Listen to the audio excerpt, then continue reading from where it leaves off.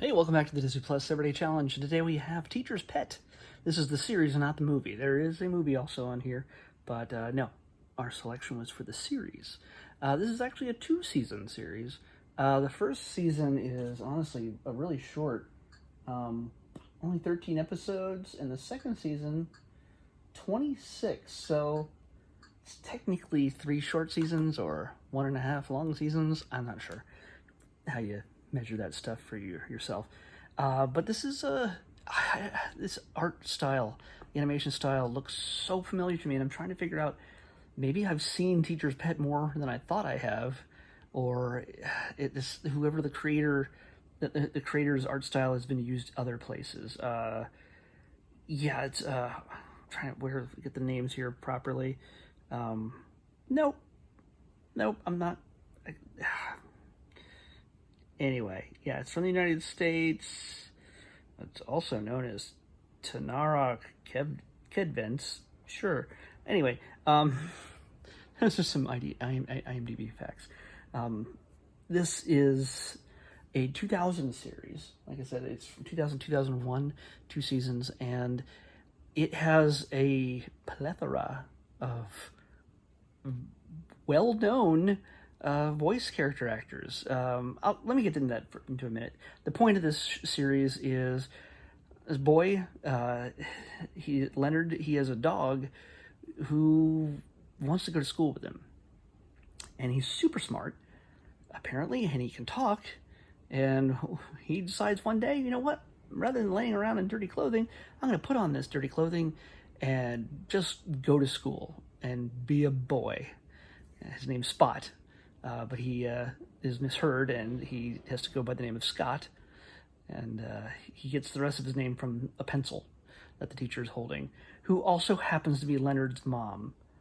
So yeah, Leonard's having a hard enough time being in 4th grade and having his mom as his teacher, who, there's a fear of that she's going to play favorites, and she's going to embarrass him with being overly affectionate and everything else. But now, at least at the very beginning, he's got his dog in class, and his dog is outdoing him in everything. Leonard wants to be just a normal boy, but that's almost taken away. The idea of him being treated special is actually almost taken away from him by the presence of Spot. He's almost welcoming it until it becomes almost a rivalry, because he has this crush on a girl next door, played by Mae Whitman. What's the girl's name? Leslie. Mae Whitman, you'll know from Scott Pilgrim and also from Arrested Development. But she's very affectionate with Spot because as a dog, and it becomes apparent that Scott he finds her attractive as well, in his human form. And honestly, all he's doing is walking up on his hind legs and putting on clothing and talking. So even though he's a kind of a dog-faced boy, nobody seems to notice. In fact, it takes Leonard a little bit to realize it. He realizes it within the first episode, but it takes him a little bit longer than he should to figure out that his own dog is walking around. Of course, if a dog that I knew was suddenly walking around on his hind legs, I'd still think it's a dog. But that he'd be talking, that he'd be a dog I know, that would be unsettling. Anyway, everybody kind of goes with it. Spot, or Scott, becomes very popular, and because he's so athletic, he can jump 5 feet in the air and catch a frisbee in his mouth, unlike most boys. And he's a smooth talker because he's voiced by Nathan Lane. Yeah, Lion King and tons of other things, also appeared in Arrested Development, among other places. He's been everywhere. For me to list everything he's done is going to be insulting and way too much, but he's the main character of this. Although the weird thing is, I looked at the credits here, and he's all but 10 episodes, and there's somebody else who does 10 episodes of that character's voice, of Spot's voice. So I'm guessing maybe he didn't last till the end of the series. I'm not sure. Don't know. But anyway, now you know the concept of the series. I'm going to give you this list of names, which you should know. Some of you might know.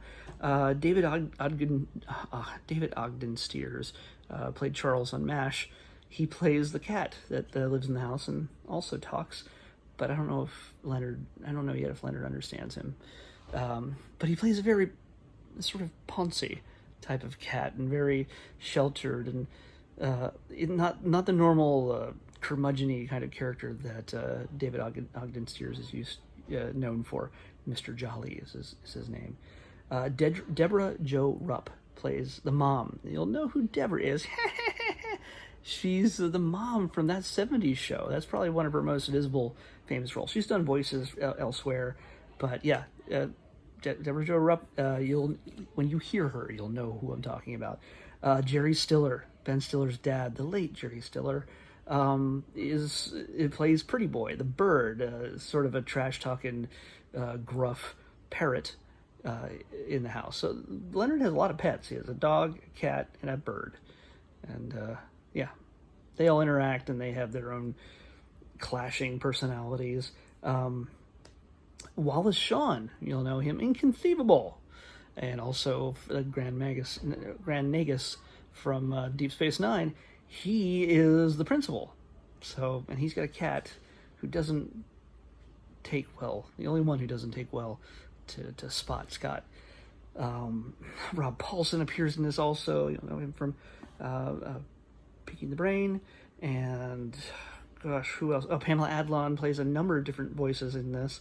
You know her she plays Bobby from King of the Hill, and also her own series called Better Things, which is awesome. Very much not a Disney Channel kind of thing, but it's awesome. Other faces I recognize, voices maybe you won't recognize, but Don Lake. But then there's John Mahoney. John Mahoney appears as a narrator at some point. I didn't see any. I only watched 3 episodes, so I can only give you my review of the 3 episodes. And the first 2, one of course is the Metamorphosis, which deals with him becoming a boy for the first time. The second, dealing academically. Well, he has to do a report. They have to do a report on their pets, assuming that everybody has pets in the class. What if you don't have a pet? You can't really do a report. Well, of course, now Spot has to decide whether he has a pet, what type of pet he has, and has the experience of what it's like to have a pet, be a master. So that's a little bit weird. Patrick Warburton shows up in the 3rd episode. The 3rd episode is actually broken into 2 different stories, so there's that usual. All these episodes are about 25, 26 minutes long, so it's 2 13s. Fill out the half-hour show in some cases. In this case, this is the only one I saw that had 2 different stories. But the one had to deal with Spot, the mom thinking that the dog got out and ran away, and she overcompensates by getting a security system that's installed by Patrick Warburton as a security agency representative, and he's all super testosteroned out, and it's kind of awesome. Bernadette Peters appears at some point as a character named Fifi. Tim Curry plays a character named Spooky. Oh, go back. Tim Curry, come on. And then Betty White shows up as Granny at some point. Betty White! And these are all these last few are just 1 episode things. So it's a nice who's who collection of voice actors in this. It's a greatest hits. The stories are fun. They're it's a tame Nathan Lane. It's a Lion King Nathan Lane. So yeah, I can't say he doesn't get scatological. There's a little scatological humor in this because he's a dog, but it's not as wild and woolly as Nathan Lane can normally get in a lot of things he does. But yeah, he's a Timon level humor in this. So if you miss hearing him voice Timon, you'll enjoy hearing more from him in this series. It's a fun series. Like I said, the animation reminds me of something else, and I can't figure out who it is has created this style. I don't know. It's might exist in another animated series on Nickelodeon or something, possibly, or maybe on Disney Plus that I haven't seen yet. Either way, this, like I said, it's about 20 years old. Wait, this is from 2000 to 2005. That's not right. It's 2001. Anyway, take a shot if you've seen. If you want to see something that looks a little bit different and it's you like animated series, it's definitely focused towards kids, but there's a lot to enjoy as an adult, or somebody who just wants to find something silly and fun to enjoy. And if you ever had a pet, nice to imagine what it'd be like if they actually went to school with you and could talk. And in the friendship, there's tension here and there between the boy and his dog, but in the end, they're always best pals. So it's kind of that comes through, that shines through in the series, and it's a nice little touch, because for those of us who love our dogs and cats and stuff, our pets, it's definitely made for people like that. All right, let's pick tomorrow's episode. Come on, I tapped you.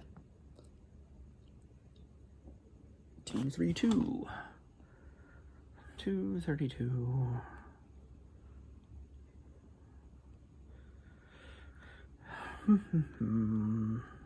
No, go away. 232. Oh. Aw. Dang, I was hoping to get the movie before I got the series, and I didn't realize there was a series. So I guess I really wasn't hoping that. I've been hoping to get the movie for a while. But we're gonna get the series.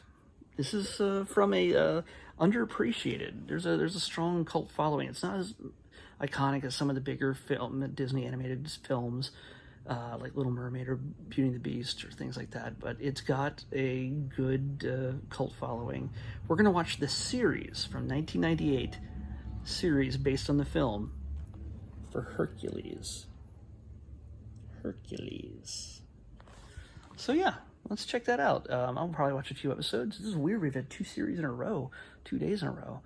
I haven't had that in a while. It's been all movies, and a couple documentaries just recently. So yeah, let's see if the.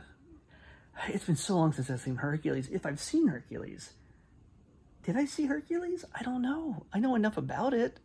I know the characters, but I don't recall going to the theaters and seeing that movie. Weird. But we're going to watch the series. At least 2-3 episodes, see how it goes. All right? See you back here tomorrow on the Disney Plus Everyday Challenge.